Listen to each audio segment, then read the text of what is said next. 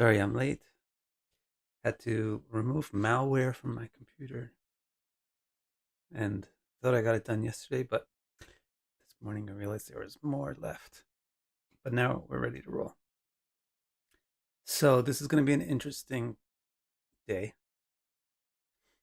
um, because it's getting to be astrologically relevant because it's going to start to talk about time, and that's what astrology is really all about. How time works. Remember, time and kala and karma, or time and destiny, are braided together. And this is why, if you understand how time works, you can understand how destiny works. If you understand what time is doing, you understand what destiny is happening. That's the basic. That's the basic operating principle for astrology, and we'll get into it today. So it's going to be chapter 11. It's called Units of Time. It begins with Maitreya saying he's going to reference back to the topic that they just finished discussing, which is the types of creation, or the categories of the phases of creation. Right? And he said, remember, there was 6 that happened on their own, just with time causing things to interact with other things, and then there was 4 that were intelligently engineered by Brahma, let's say. So now Maitreya says the 4 categories of living being engineered sequentially by Brahma manifest. Oh, this is interesting. This is interesting. Manifest asynchronously in different periods of time under the direction of the ambitious creator. They're engineered sequentially by Brahma, but they manifest asynchronously.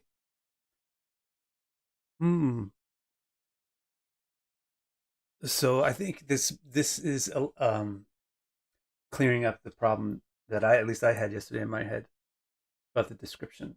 It's going to let individual strands happen, sequences happen. So, for example, a certain type of plant structure can evolve, and then an animal can come based on it, and then a human can come, and then without all of the plants having to develop first, and then all the animals, and then all the humans, etc. And so even back further than that, I think you have to have the same concept with how the 3rd, 4th, and 5th phases work, because the way that made more sense previously was, well, when the space element evolves, it naturally has its property of sound, which naturally creates the capacity, the tool to comprehend sound, which naturally invokes the power. Okay, so that's cool.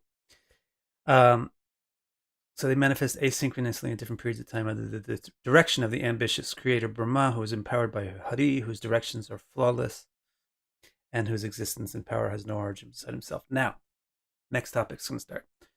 Vidura asks about the units of time. He says, "Wait, you're saying they manifest asynchronously in different periods of time? Well, what are the periods of time?" Yeah, asynchronous just means it's not in sync. Sync means 2 things happening at the same time. So sync goes like this, but asynchronous can go like this.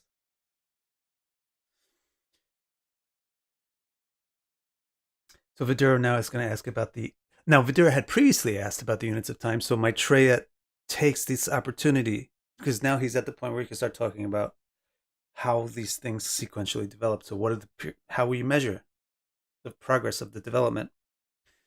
So he's going to take the opportunity to describe the units of time. Let me give you before we get let me just give you a quick summary of this upcoming paragraph. To understand Vedic concept of units of time, of measuring time, the way that the Vedas teach to measure time, just understand that they're going to have 3 categories of units. And basically, you could just categorize them as S, M, and L, small, medium, and large. The medium-sized units are the ones that human beings deal with and experience firsthand directly. Okay? So things like, down to like, basically, maybe the smallest is about a second, let's say in our modern terms, and the biggest is maybe like a century, right? So, and anything in between. any units of time that are in there fall in the M category, the middle size category, which is going to get a specific name, but let's just call it M, middle. The other category, the smaller category of units, and the bigger category of units, human beings don't directly experience, but they still exist because they build the bigger ones, and we know they exist because they build the bigger ones, and they're just multiples of the ones that we exist. So the smaller ones just happen too fast for us to experience them, and the bigger ones take too long. We can never experience the completion of one of them. So the smaller ones you can call them micro units, and the bigger ones you can call them macro units. Okay, so the Vedas have 3 types of time units: ones that are human, ones that are too fast for humans, and ones that are too long for humans. So Maitreya takes the opportunity to explain them in 3 groups. We're going to call the small size, we're going to call them scientific units. They're very minute, and they're based on atomic mathematics. Then there's the practical units of time that are based on the sun and moon, which are useful in everyday life. And then there's historical units of time, that's the big size, that are enormous multiples of the practical units. So that's pretty clear, right? Hopefully that's clear. It's simple. There's 3 classes for measuring time. Now, let's get into what they are. So Maitreya is going to back up a little bit, and he's going to say time is a mighty energy of the all-attractive, which allows the changeless to experience change. That's another good definition of time. He's got so many good definitions of time.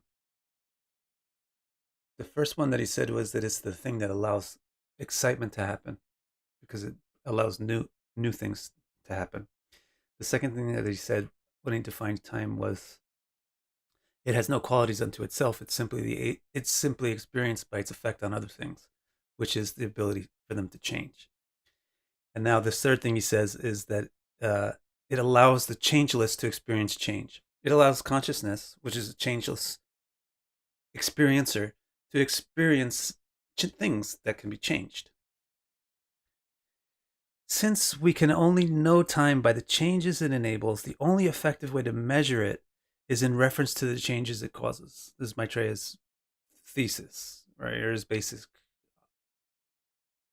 point. Time has no qualities of itself, so it's not really measurable. But it causes things to change. So if you measure the rate of change, then you can have a way of indirectly measuring time. So actually, we can't measure time, but we can indirectly measure it by its effects. So far, it makes sense, right? We'll start with the scientific units of time. These are the tiny ones.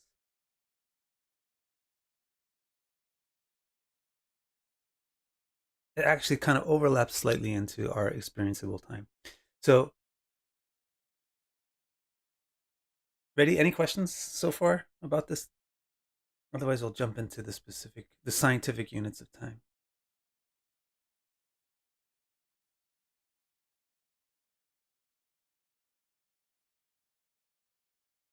Let me know if you got any questions.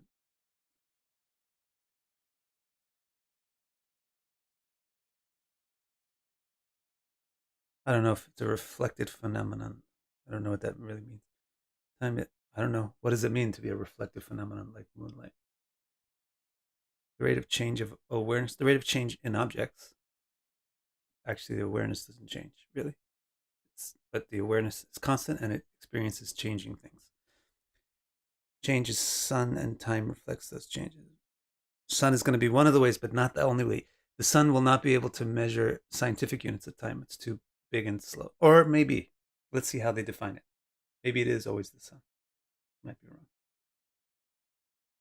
Yeah, no, he's not going to do it on that.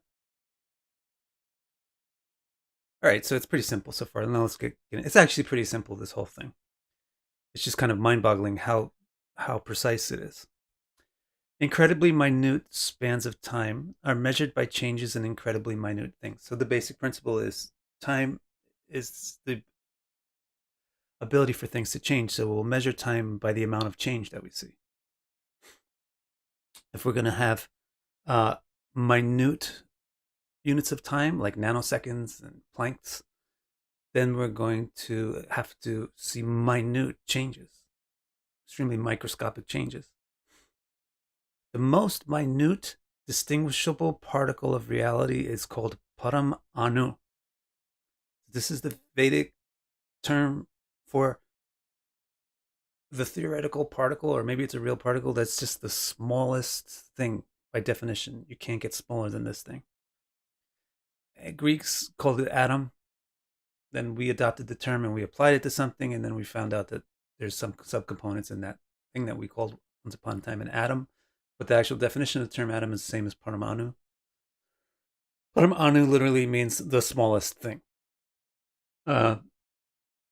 So Maitreya says, take this thing called a Paramanu. It's the smallest subatomic thing. It's countless and imperceptible to human beings. So a Paramanu is not going to be something that human beings ever discover because it's too small. It's Paramanu. It's imperceptible.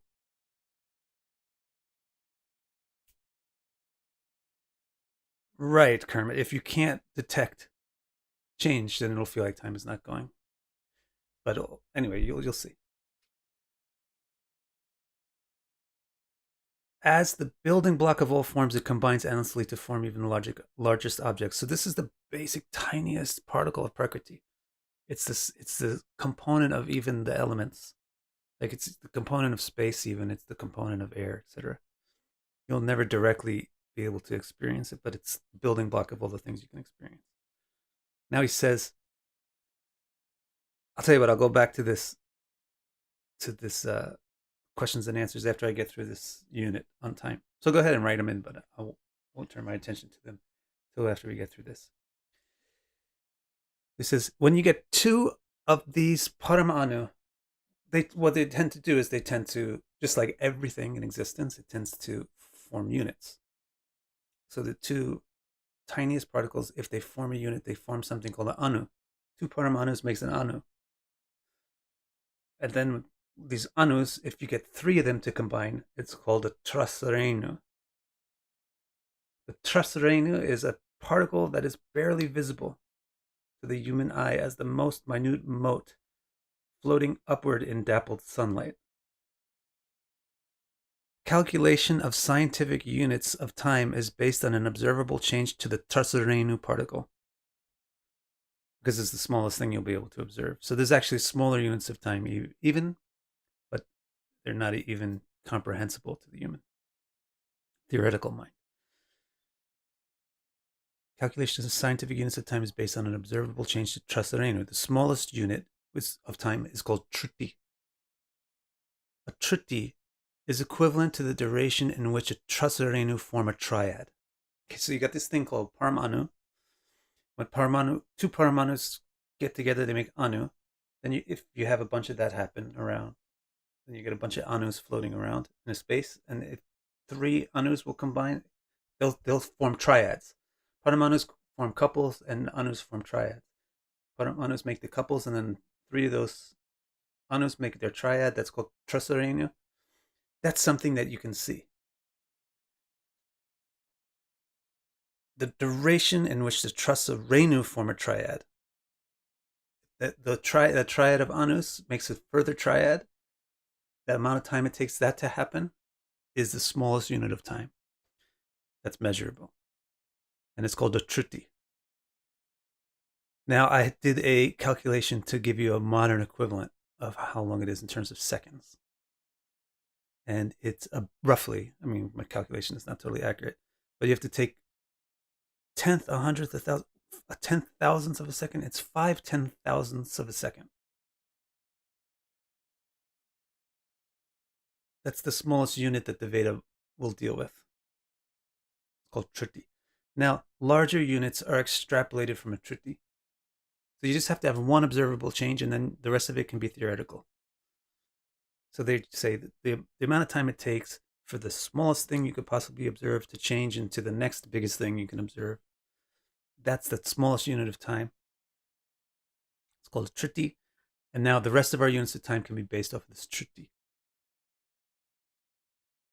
And I'll tell you what those units are, but let me finish explaining this. In theory, these units are calculated from the smallest to largest based on the Triti, right? That's the theory. However, the observational accuracy required to measure a Triti makes this very difficult. Therefore, the units are more commonly calculated from larger to smaller using a simpler device. And then Maitreya explains how to make the device. To build this device, and this is a really important device, especially for ancient astrology, to keep track of time. To build this device, make a pot out of exactly 14 ounces of copper and drill a hole in its bottom with a golden drill bit that would weigh a little less than an ounce when evenly spread over a 4-inch length. So he's going to give you an exact diameter of the hole that's going to be drilled and the exact weight of the pot. The amount of then you put the pot in water. You guys might have seen this. Maybe you may have seen this in a museum or on a science show or something. This machine. You put the pot on top of a pot of water, and the amount of time it takes the brass pot to sink completely into the water is equivalent to something called a Nautica. Now let me show you the divisions of how Nautica relates to Triti. And let me see if I can put this on screen, because that will be easier. Let's give you a window.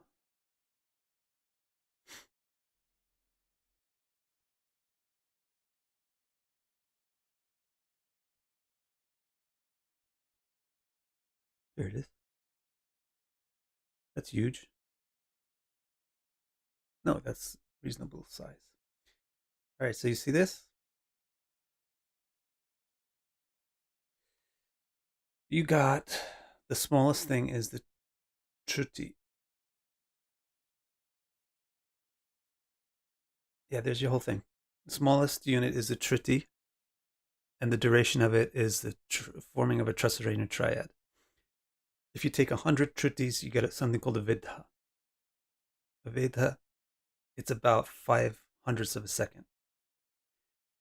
That's how short a Triti is. It takes 100 of them to make a 5/100ths of a second.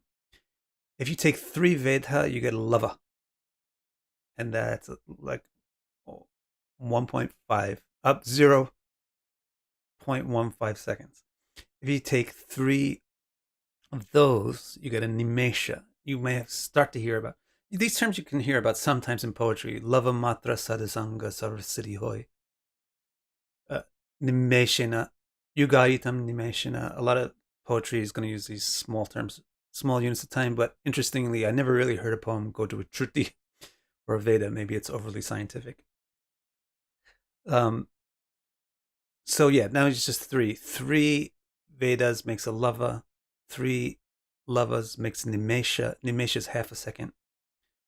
3 Nimesha makes a Kshana, which is a 1.5 seconds. And then 5 Kshana makes a Kashta. Kashta is like longer than a second. It's 7 seconds. It's a Kashta. Then 15 Kashta is something called a Laghu. It's starting to get kind of slow. It's 2 minutes of time. These are the biggest scientific units. And then 15 Laghu is Nautica, which is 28 minutes. You can measure the Nautica with this pot thing. How long it takes that particular kind of pot with that size of a hole to sink is exactly 1 Nautica. And so if you want to calculate Tritis, easier than getting a microscope and hoping that you get it right, is just divide the amount of time that this pot takes. Just divide it. Divide it into 15 and you get a Laghu. Divide that into 5, you get a Kashta. Divide that into 3, you get a Kshana. So you could even put marks on the pot and dividing it to see how much time has passed more easily. And then finally, the biggest unit of scientific time or minute time is 15. Oh, sorry, is 2 Nautikas. A Nautica is half of a Muhurta. You're all familiar with the term Muhurta because it's in the term used for electional astrology, the moment that you pick to do something. And the Muhurta actually is 55 minutes long. About. Weird, right? Cool, good stuff. Let's see what your questions are.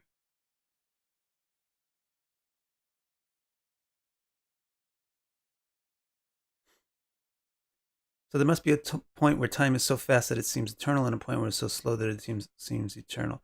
Basically, you can't really experience any of these minute times except the last 3 or 4, and you're not really going to be able to experience any of the gigantic times either.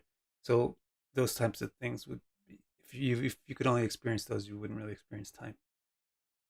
It's not necessarily eternal. It's just like you wouldn't notice anything happening. Yeah, that's true, Kermit. About the consciousness acting on a potential energy activates it.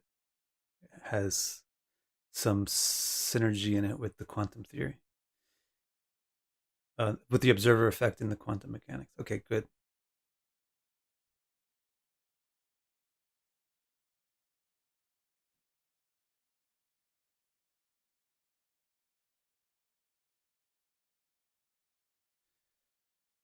All right, let's continue then and talk about the normal units of time, which you will also find very interesting. The largest scientific units overlap the smallest practical units of time. About 6 or 7 Nadikas is equivalent to 1 prahara. So prahara is the basic practical unit of time, the smallest practical unit of time. You probably heard about this term if you're into Vedic astrology at all, and it's why in the old days, before the Greek system became really, really prevalent in India, they didn't use hours. The hours are based on zodiacs, 12 zodiacs, and with 2 divisions each, one for the moon, one for the sun. Um, the more before that system was the one system that the Greeks used. It wasn't used in India. I mean, they did have a 12-month system, but they didn't have hours based on it. They had praharas, and actually there were 8 praharas in a day, and that's why in older texts there's 8 of these certain types of sky gods that control the sun and different phases of the day, and then later they updated to 12. Those are the Adityas. So a prahara is also known as a yama or a danda. Sometimes it can be called a yama, sometimes it can be called a danda. The equivalence is not exact. The equivalence between nadikas and praharas is not exact because practical units are not exact.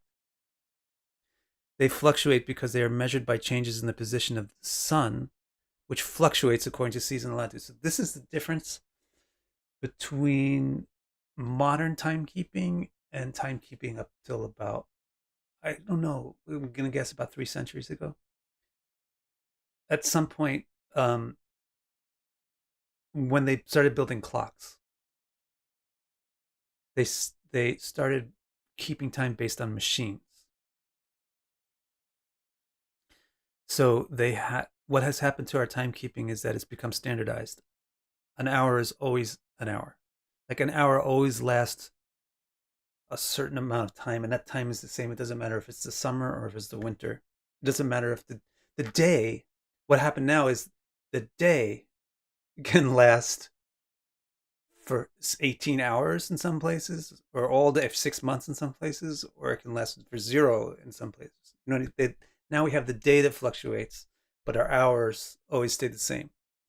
In the old days, the constant was the day and night, and then the smaller units of it used to fluctuate.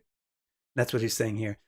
The length of a prahara is never exactly the same compared to a scientific unit like a Nautica or a muhurta, because the muhurtas are based on something that's unchangeable. The amount of time it takes Parmanu to make an Anu, to make a Trasareno, to make a Trirate, right?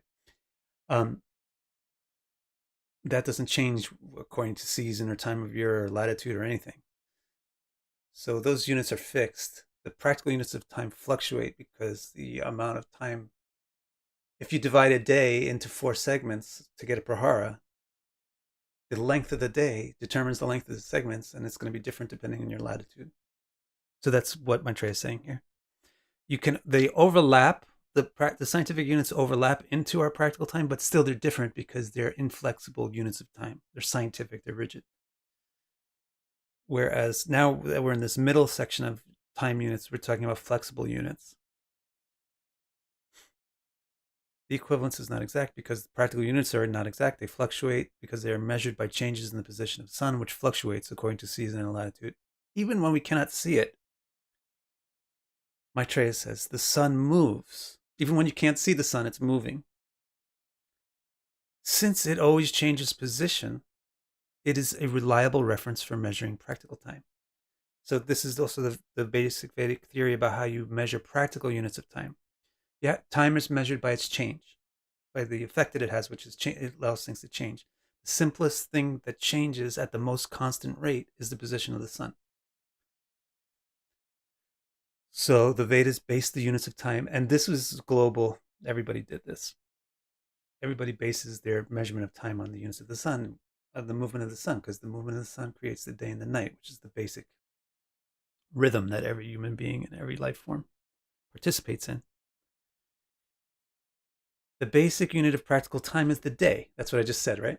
The amount of time between one sunrise and the next. That's the basic unit of practical experiential time. It's a day.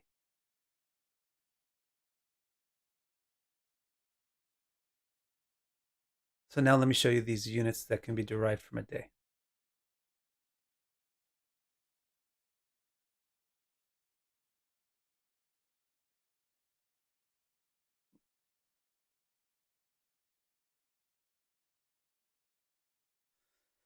And I got a little bit more than that. One more. We got Yuga too. Here we go. Right, so there's a prahara. Let's call it a big hour. Well, not quite an hour. That's an eighth of a day. Then there's a day, which is a ahani. The day is the basic unit. That's one sunrise to another. If you get 15 of those days, you get something called a paksha. Why would you take 15 of those days? Because 15 is the amount of time it takes the moon to go from empty to full, to go from black to white, and vice versa, to go from full to empty, white to black. It takes 15 days each. So we divide, we take a unit of 15 days and we make that another important milestone, and we call it a paksha. So you often hear about paksha in astrology. You got a Shukla paksha, you got a Krishna paksha, the waxing paksha, the waxing fortnight, and the waning fortnight. And even in English, there's the term fortnight for it. And there's a terrible video game called Fortnite. Then if you take 2 fortnights, you get masa. Masa is a month. Again, it's very simple. Why would we take 2 fortnights? Because 2 fortnights makes the moon go back to being full or to being new, wherever you start. And that unit of the moon going from one phase all the way through all phases back to the original phase is called a month, or a masa. Now, the next unit up from a masa is ritu. A ritu is a season, but it's 2-month season. If you take 2 months, you're going to get 6 ritus. That's the way they do it in the Vedas. They don't have 3-month seasons. They have 6-month seasons. So all the bunk about the tropical zodiac being the result of seasons completely misses the point that the tropical zodiac is defined in the Vedas, and the Vedas don't have 3-month seasons.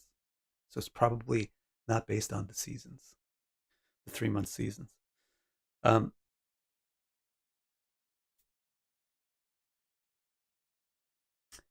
If you take 3 seasons, you get something called an ayana, which is a half year. That's another unit. It's called an ayana. That's another term you've always heard of before, right? Ayana amsha. What's ayana? Ayana is solstice. So the time from one solstice, a month, for example, is the moon going from new all the way to full and then all the way back to new. A year is the sun going from southern solstice all the way up to northern solstice and then back down to the southern solstice. As it's measured here. So they're going to say, let's take 6 months and make that a unit. I'm sorry. Yes, let's take 6 months or 3 seasons and make that a unit. 6 months, 3 seasons, 6 months, 12 fortnights. And then 12 times 15 would be the number of days, which would be 130. No, 260. 350 divided by 2, 360 divided by 2 is 180. Duh. 180 days.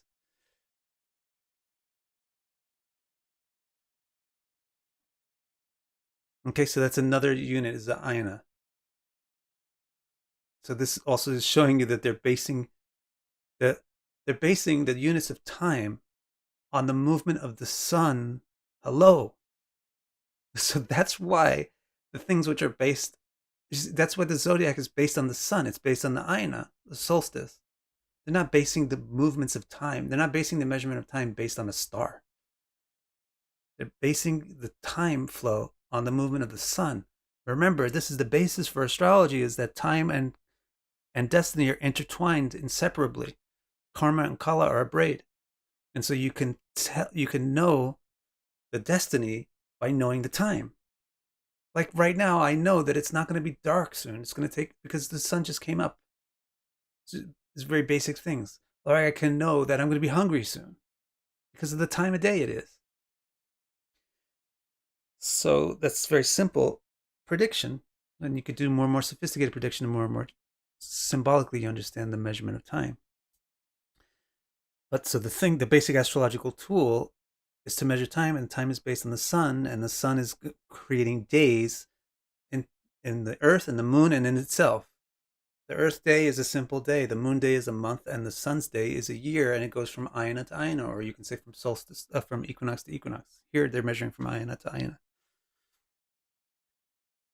Then if you take two ayanas, obviously, or 6 seasons, or 12 months, or 24 fortnights, or 360 days, you'll get vatsara, which is a year. Then if you take 5 years, you get yuga. Yuga means alignment. So then we have footnote on the yuga. Let's read it. There's each yuga is known successively as Samvatsara, Parivatsara, Idavatsara, Anuvatsara, and Vatsara, identified by beginning on one of the 5 groups of lunar phases. All right, now let's read this rest of the stuff about practical units. The 15-day fortnights correspond to the waxing and waning of the moon. During the bright fortnight, the moon waxes. During the dark fortnight, it wanes.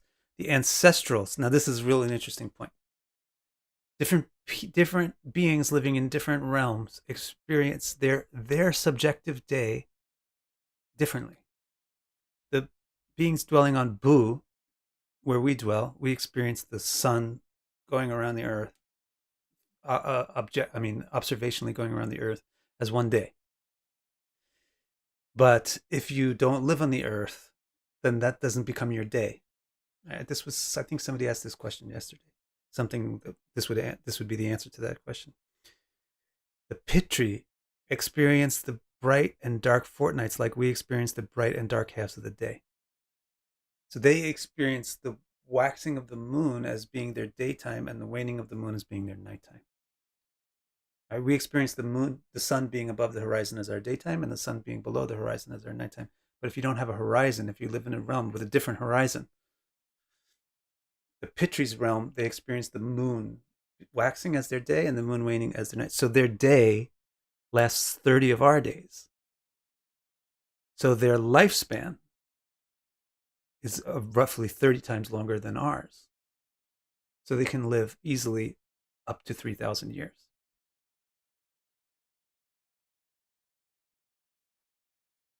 Thus, their day spans one of our months, and the rest of their time spans adjust accordingly relative to ours. Similarly, there is a bright half year. So there's a bright ayana and a dark ayana. There's an uttarayana and a dakshinayana, when the sun is climbing and when the sun is falling.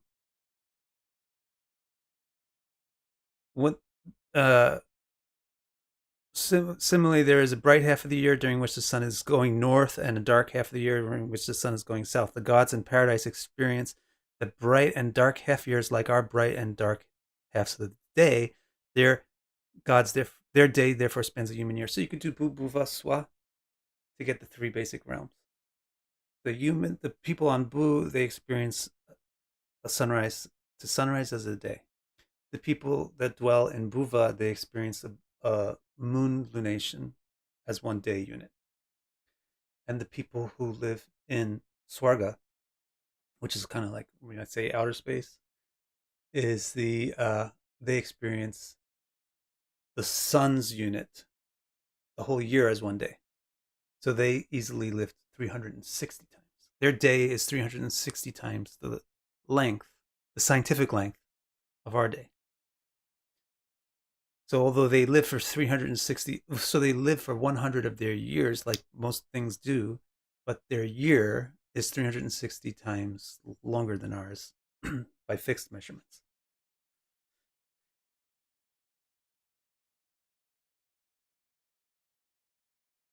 Human beings, in here, human beings, Maitreya says, generally can hope to live for as long as 100 years, depending on our health, which depends primarily on the sun, whose potency vitalizes the seeds of all living things.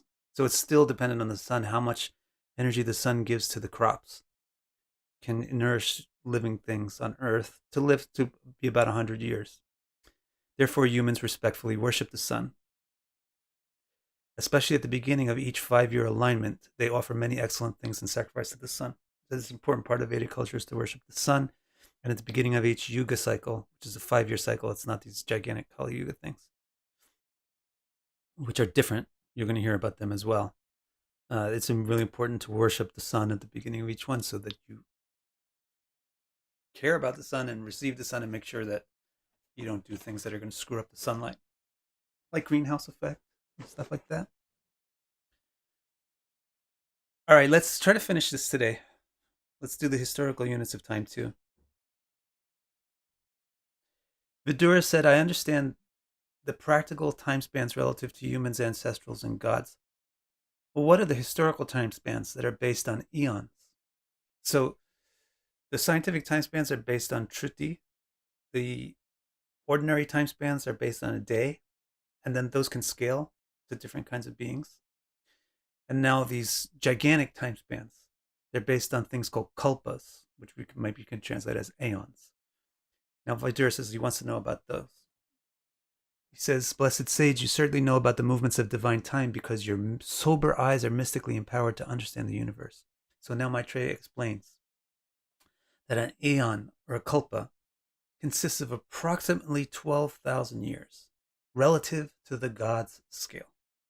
Not 12,000 human years, 12,000 God's years, where each human year is 1 day. So it's going to be, you have to multiply that by 360 to get what it would be like in our time span. The kalpa contains 4 ages. The kalpa contains, you guys are going to be interested in this. Maybe I should do it as another session. But it's Friday, so we don't want to wait till Monday. Let's do it now. The kalpa contains 4 ages or yugas. This is the historical. This confusing part here is that there's a yuga, there's a unit called a yuga in practical time, which is a 5-year conjunction of the sun and moon. And then there's a yuga in the historical time as well, and they're not the same, of course. So the yuga in the historical time is a fourth, but dynamic fourth of a kalpa. The duration of each age is determined by a formula, and here's the formula. 1,000 times m, in parentheses, 1,000 times m, plus 100 times m times 2. M stands for multiple. Each epoch has its own multiple reflected by its name. For Kali, which means least, the multiple is 1. Kali means least. The word Kali literally means least or smallest. So it means 1. And then Dwapara means 2, Dwa. And Treta, Tri, means is 3. The multiple is 3. And Krita means best. And that's 4, or final, or accomplished. That's 4. So the multiple for each of these yugas is Kali is 1, Dwarpa is 2, Treta is 3, and Krita is 4. That's why they're called Kali, Dwarpa, Treta, Krita. So, for example, for Kali Yuga, the duration of Kali Yuga would be 1,000 times 1 plus 100 times 1 times 2. So it would be 1,200 years. 1,000 times 1 is 1,000, and then 1,000 times 1 times 2 is 100 times 1 times 2 is 200, and 1,000 plus 200 is 1,200. So Kali Yuga would last 1,200 years relative to the God scale. So if you want to know relative to human scale, then it's 1,200 years multiplied by 360, which is 432,000 years. Here's where the famous person who's famous in astrological circles, Yukteswar, he says, let's just get rid of this God scale stuff. We don't need to multiply it by 360. Let's just let Kali Yuga last 1,200 years.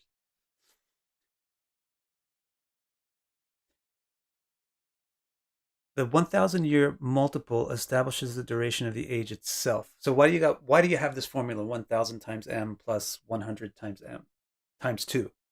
Why that formula? The 1,000-year multiple is the duration of the age itself. The two 100-year multiples establish the duration of the transition periods into and out of the age. Kali Yuga therefore lasts for 1,000 years, but it has two transitional periods, an intro and an outro, and each one lasts a tenth of that. Each one lasts 100 years multiplied by the multiple. So for Kali Yuga, the multiple is 1, so we can ignore it. For Kali Yuga, the age itself is 1,000. There's 100 years where it's not really Kali Yuga, but Kali Yuga is just getting revved up. And there's 100 years at the end where it's not really Kali Yuga, but Kali Yuga is just fading out. Kali therefore lasts, okay, so the total is 1,200. Dwarpa lasts for 2,400, including the transitions. Treta lasts for 3,600 years. Krita lasts for 4,800 years. All of these are relative to the God's time scale, which is 360 times longer than the human time scale. Each age has specific standards of morality and religion. In Krita, morality is completely observed, but in each succeeding age, immorality gains a quarter of the influence. So the multiple also shows you how prosperous the age is. Krita Yuga is fully prosperous. Kali Yuga is 25% prosperous. Dwarpa Yuga 50%, and Treta Yuga 75%. There are even longer time spans that exist in the realms beyond the three worlds. The Kalpa is the basic unit for the three worlds, Bhubhavaswa. But there are realms beyond those three, in which even longer periods of time can be experienced. Up to Brahma's own realm. There, in Brahma's own realm, 1,000 aeons is equivalent to a single day. And a single night has the same duration. So we're talking about the flexibility of the concept of day. At the highest point in the universe, Brahma's point, his day is based on 1,000 yugas, cycling in and then cycling out. 1,000 gaining yugas, 1,000 falling yugas. Not yugas, sorry, kalpas. Each kalpa consists of a 4 yuga cycle. And then if you stack up 1,000 of those cycles, you get Brahma's day, and 1,000 you get a night. Brahma's day also contains 14 Manu epics. Therefore, each Manu epic, that's called a Manvantara, persists for a little more than 71 aeons. So Brahma's day also gets divided into 14 parts. For some reason, because this is the duration of time that a Manu can exist. And a Manu is a monarch for human beings. And in each one of these 14 periods, the human race is restarted. It expires. It expires at the end of each Manvantara and then has to be restarted by a new Manu. And that happens 14 times in one of Brahma's days. Now remember, Brahma's life is going to be basically 1 day times 30 times to get a month, times 12 to get a year, times 100 to get 100 years. So you can figure out the duration of the universe, 311 trillion years. Time diminishes the vitality of even Brahma. His lifespan is equivalent to 100 years of his own time scale. Half of his life of half of his life is a time span called the ultimate half, prardha. In this universe, the first ultimate half has expired, and the second has just begun. So Maitreya is telling Vidura that you're right in the middle of Brahma's life right now. So you're right halfway through the duration of the universe. So let me show you this.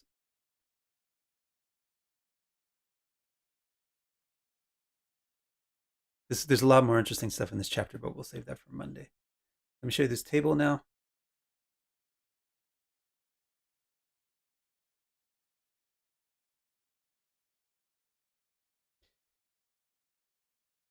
So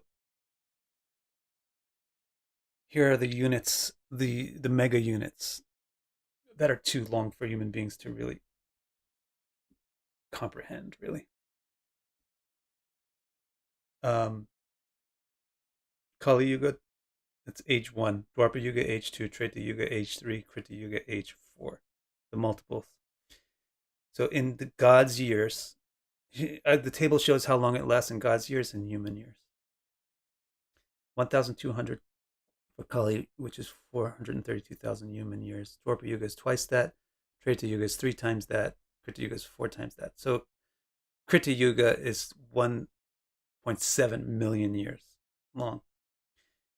Then the Kalpa is all of those things combined.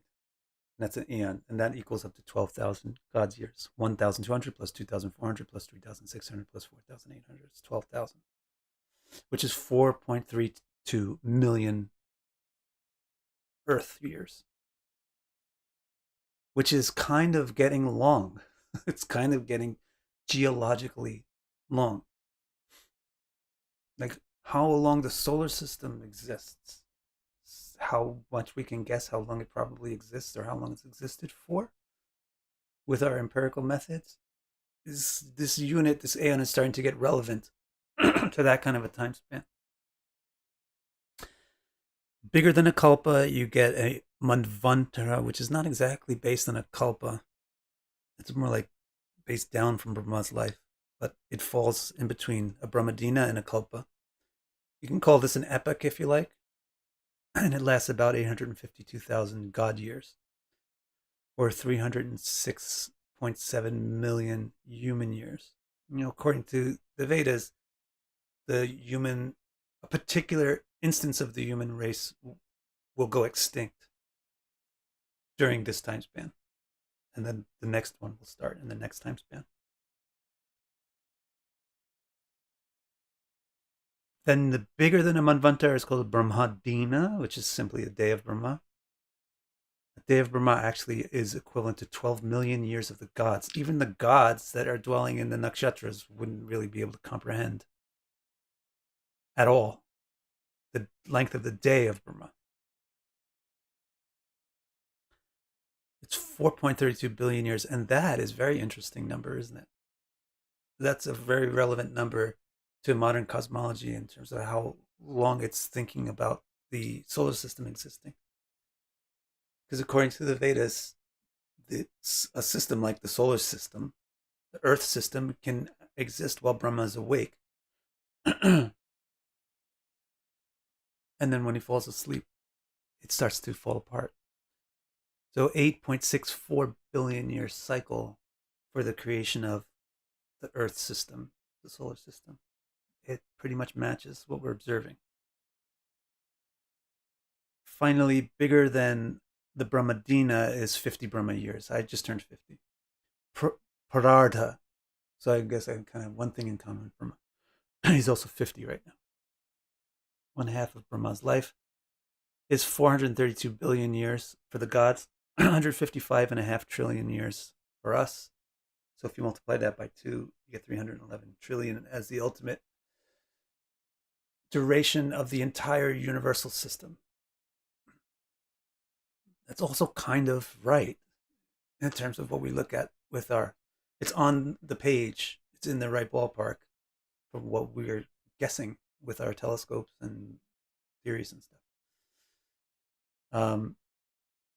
Then you would have a cycle of an additional 311 trillion years where where the universe remains unmanifest. So you could extend that to say it's actually a 622 trillion year cycle in which you would see a singularity expand and contract.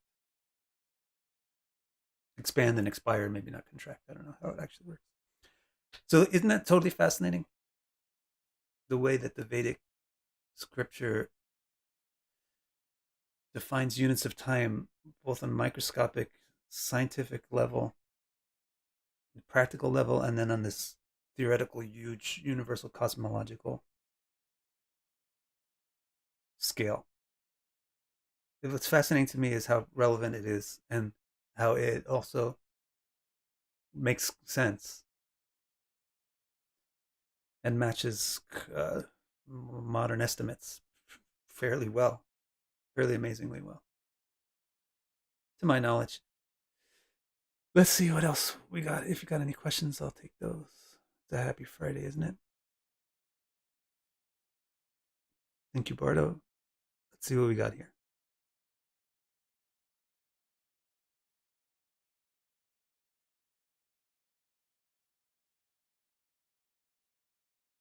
Wow, there's a lot of questions here.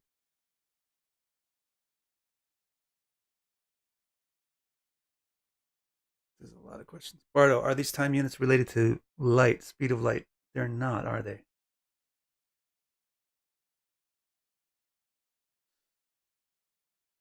So you might argue that the scientific units might have something to do with that, or might be similar. The size of the Paramanu is probably the thing that's restricting the speed of light, and so the measurement of the time based on the Paramanu probably effectively works out to be the same as basing it on the speed of light. Abhishek, do we ever experience time? No, you can't experience time. It's not experienceable. It doesn't have any qualities to experience. Time is just the ability for things to change. You experience time indirectly by its effect. Time doesn't exist objectively, but there's objective changes that take place. Like objectively, it takes this long for these subatomic particles to combine, or for cesium to decombine, or whatever. Objectively, it takes this long for the sun to move from that horizon to the other one. So there is objective time, but it's still not time. You're not experiencing time itself. You're experiencing time's effect.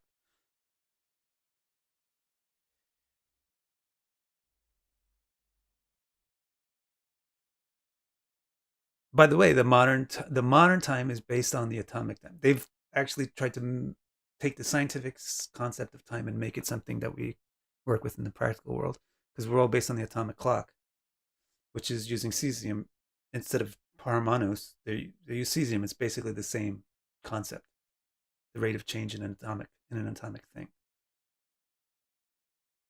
Bardo, are these bigger units time counting applicable in all realms or only numerals? It's all realms, right? As you can see, it's from Brahma's realm. How did they choose to divide the year into 6 seasons? Was it related to weather or something else? This is how they did it. Why do we do it with 4 seasons?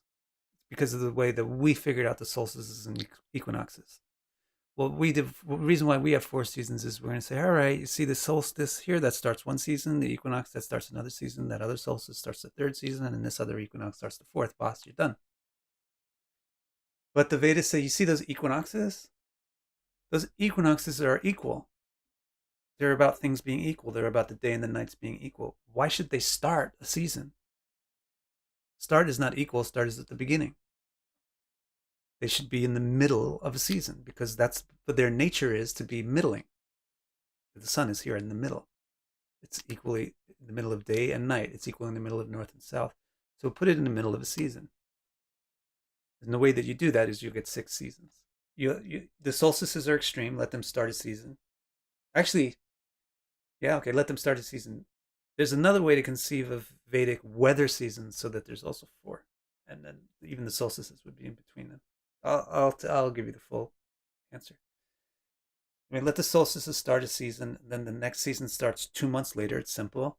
That's going to mean halfway through that is falls an equinox, and halfway after that, the next season begins, and it's going to end at a solstice. So the solstice can start another one. Oh, we like that. It's just it's a different way of balancing things on the equinoxes and solstices, which actually, in my opinion, makes more sense. Um, so what are the seasons, though? The seasons are basically what they do is they take hot season and cold season and they anchor them on the high solstice and the low solstice. So but of course, this is for India only. This part is not from the book. It's not from the Bhagavatam. I'm just telling you how Indian seasons work. Um, they take the cold season and they anchor it on the low solstice, the southern solstice, and they take the hot season and anchor. So the northern solstice is right in the middle of the hot season, and the southern solstice is right in the middle of the cold season. And then the ascending equinox is right in the middle of the warming season, spring, and the descending equinox is right in the middle of the cooling season, fall. Then they further subdivide the hot season and the cold season into two, an intro and an outro. So you get an intro to the cold season, and then like our depths of the cold season after the solstice. Then you get an intro to the hot season, and then the depths of the hot season after the solstice. However, what happens in India in particular is the monsoon comes. The hot season calls out the monsoon. So what actually happens after the solstice? After the northern solstice in India, you get monsoon season for 2 months. So the summers, those are the 6 seasons. You get spring, the warming season, then you got the hot season for another 2 months, then you get the rain season. And that together makes up the hot time of the year. Those are 3 seasons. Then you get the cooling season, what we call autumn. Then you get the colding season, and then you get the frozen season.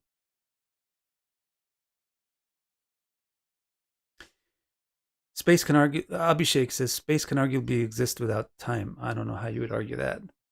How could you argue that space can exist without time? Nothing can exist without time. Without time, everything is unmanifest.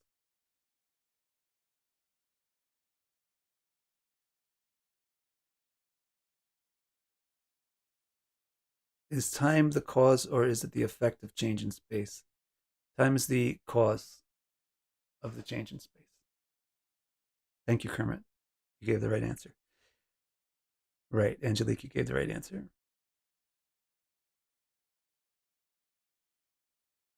You don't experience it at all. You experience its effect. You experience time's effect.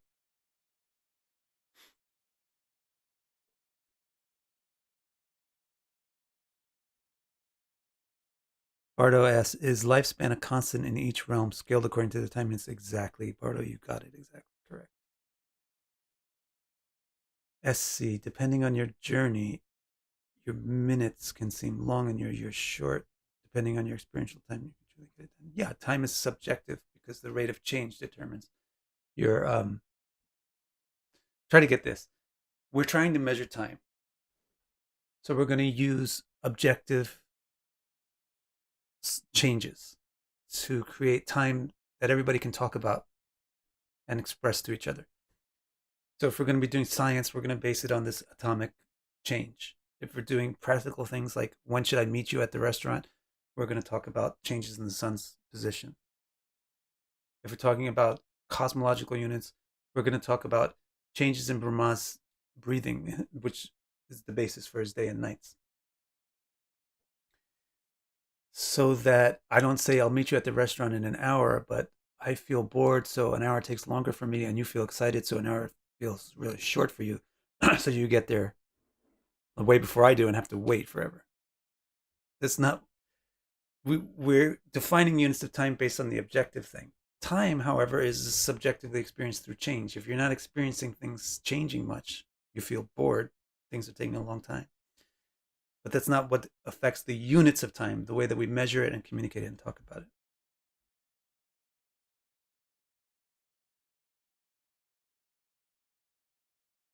Oh, I see what you're talking about, reflected light.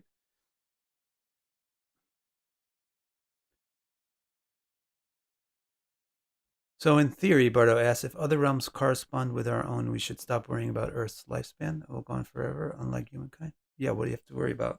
You don't have to worry about anything. If you're worrying about anything, then you don't realize that you're Vishnu's Amsa. You're not Vishnu. I mean, you're not really in charge of making sure that anything exists in the first place. But you're instrumental in it.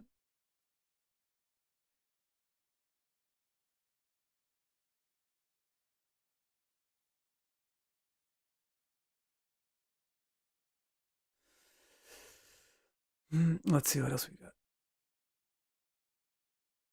got. Angelique.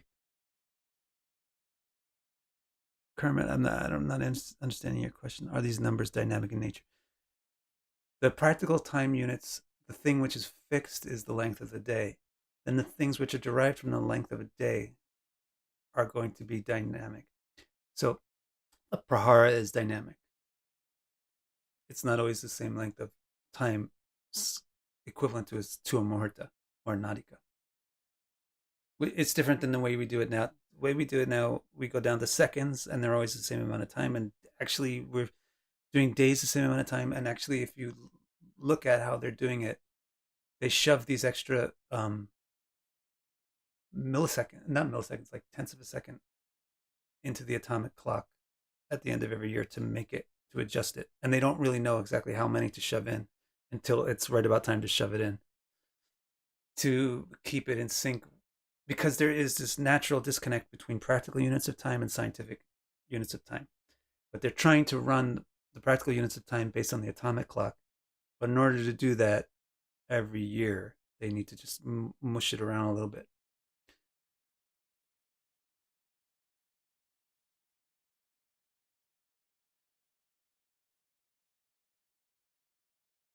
I wonder how these sages concluded these exact numbers. The sages didn't, Raphael. Vishnu explained these things to Brahma. Brahma explained them to the sages. It's a different system of knowledge.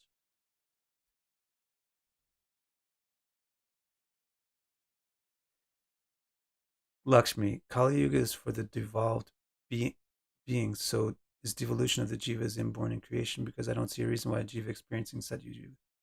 It's just that bad karma piles up.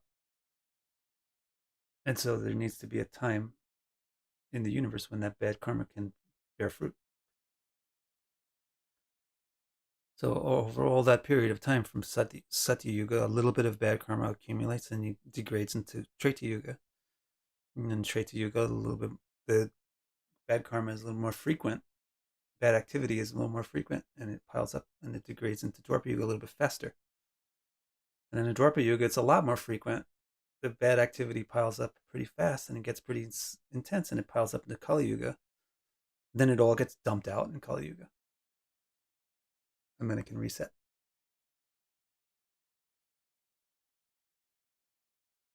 Lakshmi says, do the jivas have any control on time?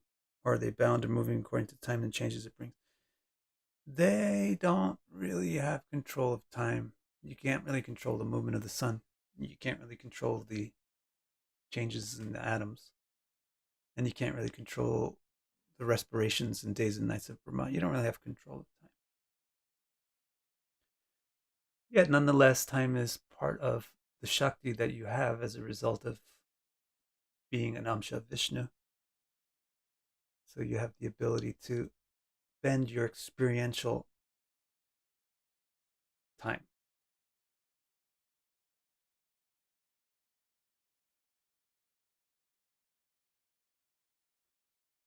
I don't know, Kermit. I guess I don't know what you're talking about with, are these numbers average? People on autistic spectrum tend not to have the illusion of feeling of time stretching or getting shorter. Do they? Not. Some of them don't. Some of them do. It depends, because they're very, very in tuned to one specific thing. An autistic person is very, very in tune, so highly in tune to one thing that it puts them out of tune with a lot of other things. So they may be really in tune with the position of the sun.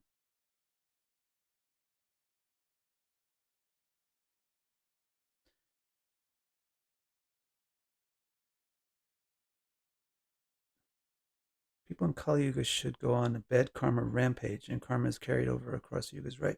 How come they are allowed to enter Sat Yuga? Maybe they're not. How do you know how they're allowed to enter Sat Yuga? You think this is the biggest foolishness of all humans, is that they think that they're human. You're not human. You're a jiva.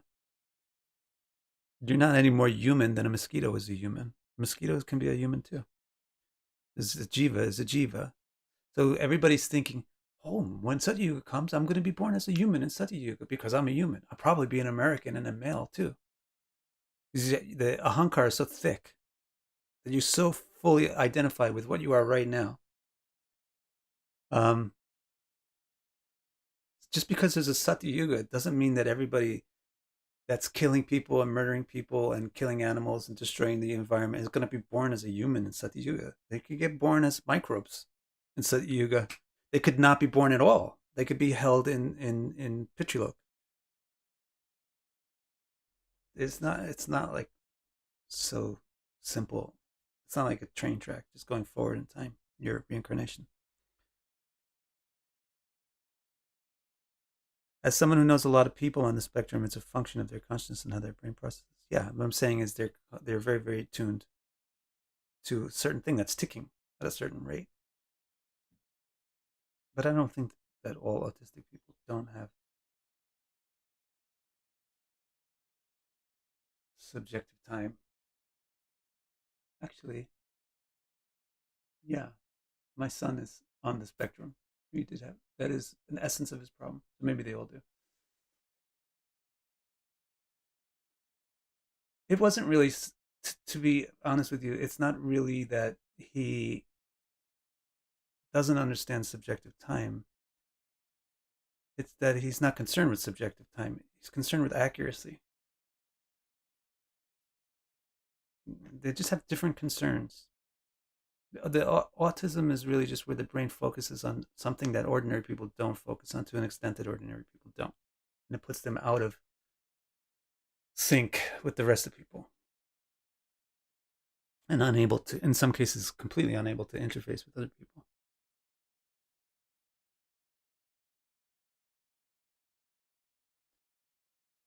All right, guys, that was super interesting. A very long time, so let's take a break. I'm gonna make a zodiac video now about the zodiac signs. So look for that hopefully today. Jai. See you later. See you Monday.